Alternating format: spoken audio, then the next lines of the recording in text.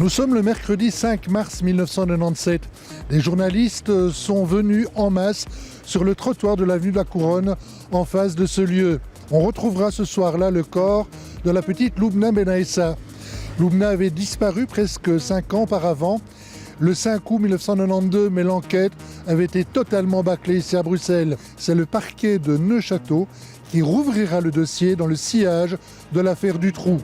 Le garagiste Patrick de Rochette avouera les faits. Il a tué la petite, il en a abusé également. Il sera interné. La station-service sera détruite en 2001. Mais revenons au soir du mercredi 5 mars 1997. La rumeur courait déjà, discrète, on a retrouvé un corps.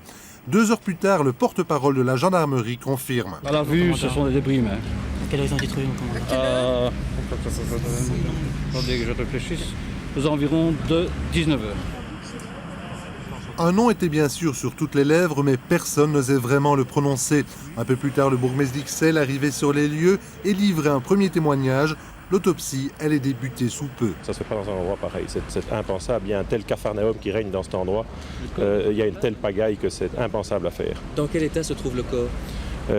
Monsieur, un corps qui a 5 ans, vous imaginez ce qu'il peut en rester. Pourquoi 5 ans? Parce que la disparition a eu lieu il y a 5 ans. Donc vous savez qui déjà c'est? quel est le corps? Il y a eu plusieurs disparitions à ce moment-là, il faut vérifier.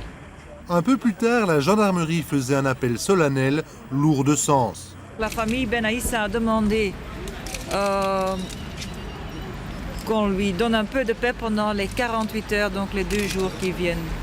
Et il y a encore d'autres familles qui voudraient vraiment qu'on leur laisse un peu de paix et de tranquillité. Une maîtrise du secret pour le moins difficile qui contrastait avec l'extrême sévérité du service d'ordre. Vers 1h, le suspect, Patrick de Rochette, était emmené.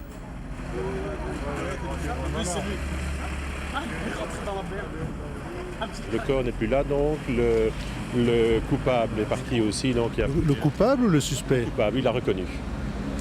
On sait qui c'est alors l'enfant? Non, ça va, puisque l'autopsie n'a pas encore eu lieu, elle va avoir eu lieu. Non, le coupable, il ne le sait pas. Donc il a avoué. Le coupable ne sait pas le nom de sa victime. Non, absolument pas. Après 5 ans, comme vous avez dit tout à l'heure. Ça peut être 4 ans, ça peut être 6 ans, incapable de répondre. Se poursuivit alors la longue attente durant l'autopsie pratiquée à Saint-Luc. Les parents Lejeune et Russo ont rendu visite pendant 1 heure à la famille Benaïssa. Vers minuit, celle-ci faisait route ensuite vers l'hôpital.